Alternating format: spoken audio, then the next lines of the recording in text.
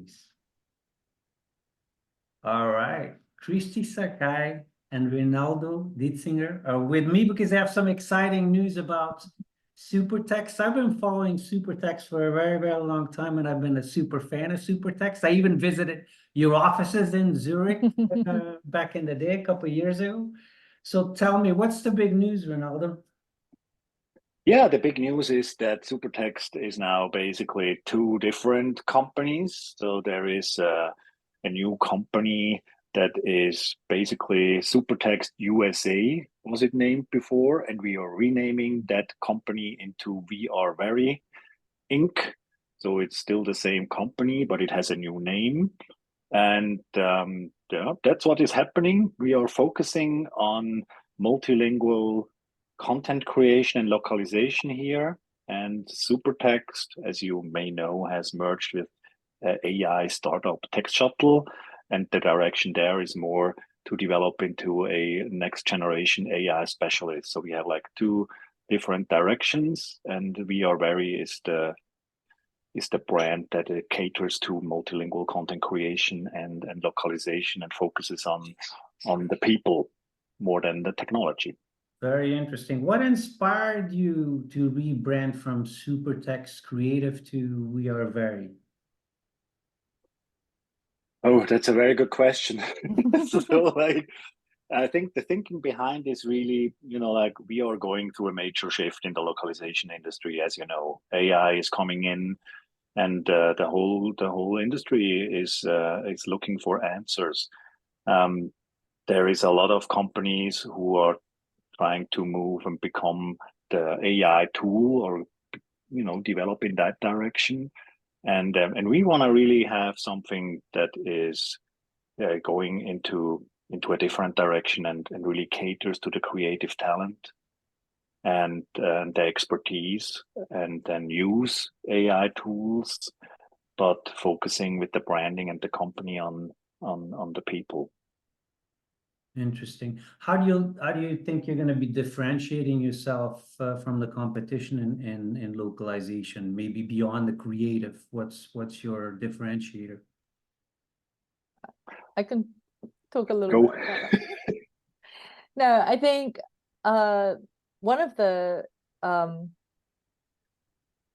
start again. So at the beginning of the year, there were talks about merging with Text Shuttle in Switzerland, and we realized like that direction that our Swiss office was going to take was quite distinct from the direction that we were heading into, and that was one of the reasons why a rebranding made sense, because we realized like these are very two distinct futures for us, one in more of the services and creation and content direction, and other in language technology, MT, and more tool solutions. So it made sense to make a very distinct distinction between that for us, so that we can really work on a strong positioning and focus for each of our companies. And then from a perspective of how do we differentiate ourselves, I think the whole AI movement and things changing in the industry, we realize our roots in copywriting and the content creation and SEO and more of the marketing side that we were doing with companies, that is becoming more and more closer to localization, or rather localization is becoming more geared towards that, I think, where we will start seeing more companies, instead of localizing, being able to actually create content from scratch in a scalable way with the new technology. So, and we're really well positioned for that, because we've been doing that for our whole existence. It's just that now we see that opportunity to incorporate that into more of a localization process, and I think that's really unique. And then from the content perspective, there's also a lot of companies that are creating content, doing marketing for different markets, and our unique position there is that we can do that in multiple languages. So instead of finding a partner for SEO in Germany, and then in France, and then in Japan, and having to manage all of that and keep that under control. We have the expertise and the people to do that under one roof. So for companies that are already doing content creation, SEO, we are kind of the one-stop shop. So I think from both sides, there are gains to be made from both like the copywriting and the localization. Are there any other aspects you think that have changed in your rebranding? Because you were already pretty much creative. Rinaldo and I had a little discussion not too long ago in which we discussed some of the creative aspects of what you were doing before. Are there any key aspects that have changed in the rebranding strategy beyond that, you think? Yeah, I think sure. I mean, supertext as a word, you know, like as the name, it caters also to like a creative outcome, a good outcome of the copy, you know. And now that we have this merger with the AI company that is going into a little different direction, you know, like it means the whole company moves more into AI and technology. And we felt like we need something that is distinctive and different. I think the name supertext over time will become a different meaning with that merger and goes more into the technology, will be more associated with technology and AI over the time. And we really wanted something that that caters to this creative aspect. And I think we are very is an open platform, a very fun and very different name than anything else that you have in the localization industry. I also use ChatGPT, you know, to ask what could be a new name, and it never suggested something that different. You know, there you also see kind of a limitation how AI can help. All the suggestions had like some lingo, global translation, or something else in the word, what also makes sense from an SEO perspective. But to be something really different, you need to have a really unique, different idea. And so we are is something that can be used in many different ways and perfectly reflects all the different things that we are. You know, we are a global network of more than 3,000 professional writers, editors, translators, transcreators from every corner of the planet. So we are very many, we are very everywhere, we are very passionate, we are very global and very local at the same time.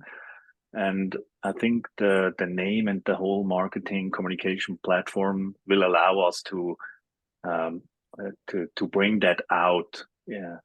You're very different in a lot of ways. Yeah, very true. You're a localization outfit, but then you with the focus on creative. I'm actually interested in elaborating a little bit more on that. How is your process different from what the typical localization firm's process would be, given that you're working with creative talents versus normal translators? I assume that the people that work for you are much more creative in their linguistic knowledge than typical translators would be.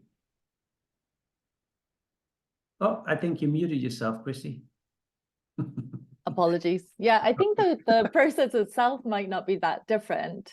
We follow, you know, sort of standard localization processes. We use a lot of different TMS tools, and we flexibly kind of embed ourselves into existing workflows. So I don't know if that's too different, but I think what is really key is first the talent pool that we have.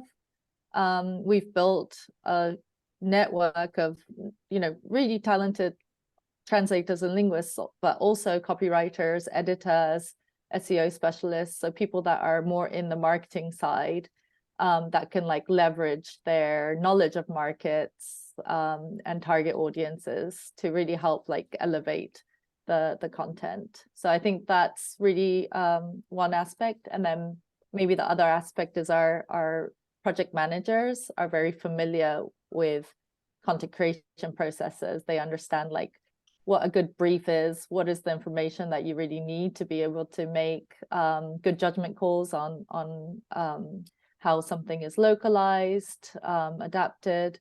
And so I think those two aspects are quite key in the, it's a really human thing, right? Like it's really about the people. And that's where we're really strong on. And Yeah. your customer base probably expects a lot more creativity in that sense when they come to you and ask to adapt the campaign or something. I assume that's how it works. Does it, Rinaldo? Yeah. Yeah, it totally does. I mean, we have come in different situations. Sometimes, you know, bigger clients, they work already with a couple of translation partners, and then they feel, you know, like the result is correct, it's accurate, but there's something missing. And then we come in and pepper it, you know, spice it up or add local flavor to it. So that happened in a couple cases that we were brought in on top of existing relationships, and then of course makes sense to maybe revamp the whole process and simplify by directly coming to us. So that has been a really good entry door for us. Yeah, and I also think, you know, like I've talked about this for many years now, that I think the copywriter is the translator of the future.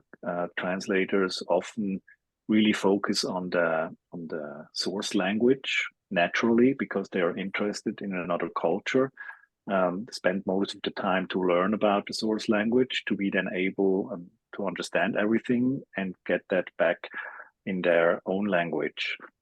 Versus a copywriter who actually in many cases doesn't speak a second language and is only really interested in creating good copy in his own language. So I think there are a few of these unicorn trans creators who can do both really well, but in many cases I think the translators are like kind of like, you know,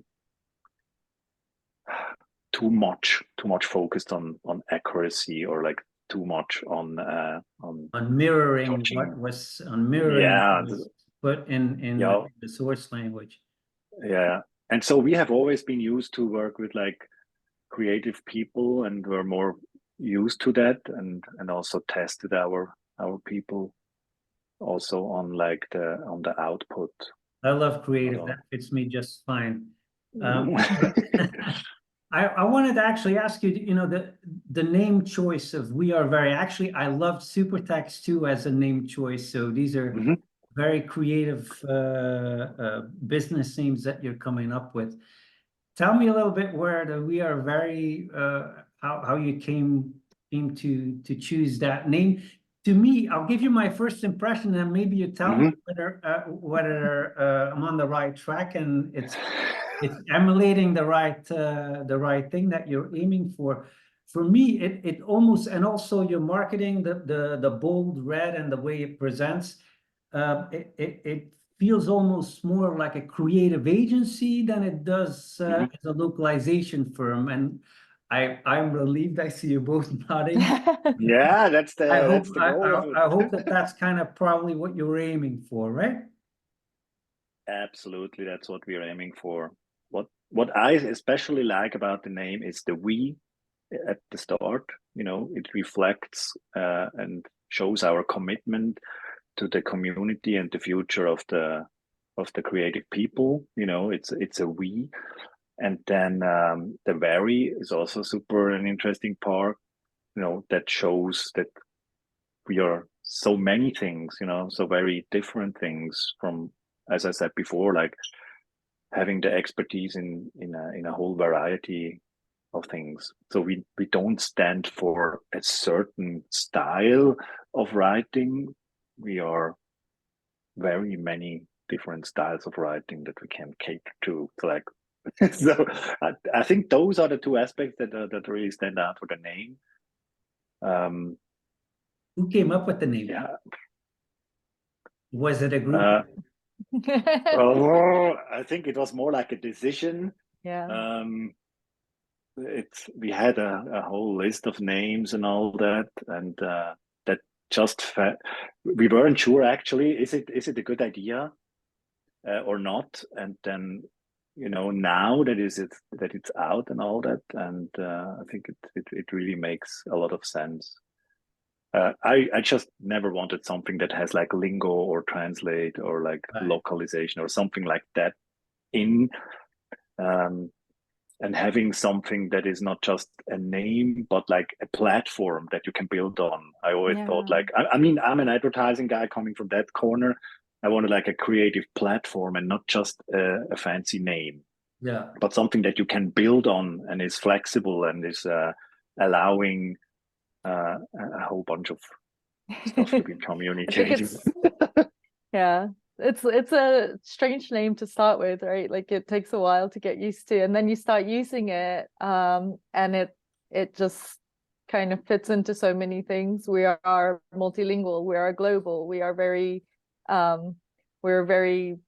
Japanese, we're very marketing. It could fit into so many different things that we all very much are. So I think that was very convincing. Yeah. And we had that also a little bit with the super text, like it's the super was the name then, Yeah. right?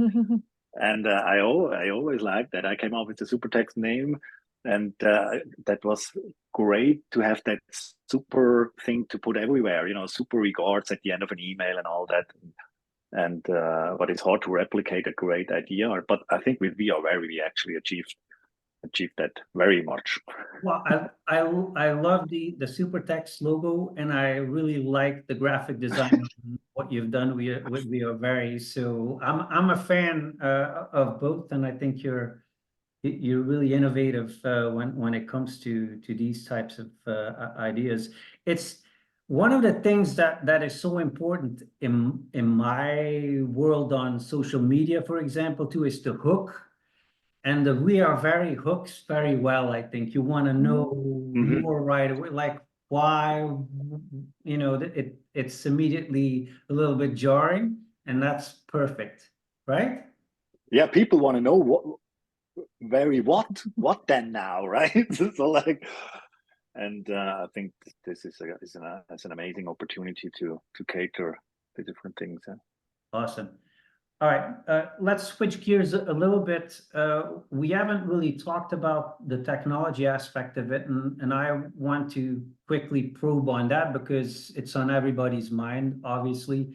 How has the rise of AI reshaped how we are and your company is going to approach the creation of content and localization? Yeah, I think that goes back to what I mentioned earlier about basically the reason why of We Are Very is that content creation and copywriting for every market typically was fairly expensive and not super scalable for companies. And as a sort of shortcut, localization was really the placeholder for that. And we see now that the Gen AI and their capabilities, that's really kind of speeding that up to a point where we think creating content from scratch could be almost as scalable as localization, if not more. At least it will be the trade-off between effectiveness and scalability. I think you'll really see the returns on that. So it's these developments in the technology that's enabled us to really say, hey, we see this coming together, and this is an opportunity for us to offer a way to really leverage AI and all that it offers in a way that, first of all, takes care of the people that are creating the content and really using their expertise and skills. And then also for companies to potentially have much better performance of their content in different markets without having to kind of find agencies in each place or a solution for each market. I think that's really being powered by AI and new technologies that are coming out right now. Now, I think it's something that I've observed in many of the conversations I've had with industry leaders in the past 6 months, that there's a real movement towards creative multilingual content creation from scratch, and that maybe there's going to be a whole new segment, I think, of content that will not even be coming up for translation anymore. It will immediately be a brief, so to speak, and in different languages. There will be different output because it'll be just easier to create from scratch in the different languages. Is that kind of the concept you're going off, Rinaldo? I think that's very much so. And if you look at translation as a concept, as an idea, it may be coming to an end a little bit, so it's trying to bridge the gap between two cultures in a way that is not really natural. It's more natural to be natively direct. And I think maybe that era of translation is coming to an end now, or is going to be less. I think also what marketers really want is something that's really catered to a specific audience or a region. And also, I think audiences don't care if something has been translated or written from scratch. What really counts is the result, and that's what we are totally focused on. Not to use very again. Well, you're very much on point, I think, there. It's the connection. So often, I think, when we interview customers, we find out that the KPIs that they're really interested in have nothing to do with linguistic accuracy or any of the QA pain points that we are focused on, but are much more interested in engagement and that kind of thing. And that's certainly much easier to attain, I would think, when you're creating content in the target language directly, so to speak. And you, Stefan, you are a content creator, and I think you are fighting against AI content too. Every creator needs to think about, like, how do I come up with really good performing content, and to be different than what everyone else is putting out. You might decide to be more personal, more sentimental, bringing in stuff that an AI machine is just not capable of, or like hefty conversation is something that AI cannot replicate, in a believable way. So AI I think is there is a really- reason why you do these videos and have something that's not can be generated just like that by AI. Yeah, I think AI is great to do certain tasks that would take a lot longer in the past. Ideation is one of those things that it helps with very much. But the refining of the content and the shaping the content to be palatable to an audience, you need a human to do that, because you're not going to get very far just copying and pasting it out of ChatGPT. Totally. So our services in that area are actually called Refine, Elevate, and Create. So these are the 3 levels we see as good services that are very useful for companies who produce a lot of content using AI, and then need to validate or elevate, refine, fact check, all those things are in those services, bringing in the human element, adding heart and soul to the copy. Very interesting. Very, very interesting. How do you foresee the localization industry evolve beyond some of the things that are happening right now? Do you have any predictions that we haven't talked about? Oh, very good prediction. I think one thing that I find interesting is like what I said before a little bit, like how are creators or artists evolving during that age? Because when the photo camera came, painting changed. You know, it was not anymore like having the exact picture what you're looking at. So art evolved, and I'm interested to see like how creators and artists evolve with this whole technology coming in that space. I don't know what it will be, but it will be something that AI cannot do. So I expect kind of like seeing more content that is super honest, bring out more feelings, talk about stuff that a machine cannot dream of because they can't dream yet. So like, yeah, who knows, right? It's a good way to wrap up our conversation. Kristy, do you have any parting ideas or things you want to share? Where are we going to be seeing We Are Very in the near future? You guys visiting any conferences or taking part in any events where we'll see you flying the new colors for the first time? Yeah, we have to feel like we've worked really hard in the last few months to get to this launch, and now it's happened, and it's kind of like a moment of relief before you realize like everything else is like starting now. And I think that's where we're at, where we have to kind of sit down and sort of figure out like what our next step is in terms of promoting and yeah, and getting our name out there, because You're getting your swag made already. You have cups and T-shirts and that kind of stuff. we have stickers. It's in the works. Yeah. But So yeah, you're gonna send me something to Texas, right? So I can have it on my desk and brag about it. Yeah. Of course. Yeah. Thank you so very much for giving us a glimpse in what We Are Very is going to be. I wish you both a lot of success, and we'll be sitting at the tip of our chair to follow the developments with your new creative localization firm. Best of luck. Thank you. Thank you for having us. Thank you. All right.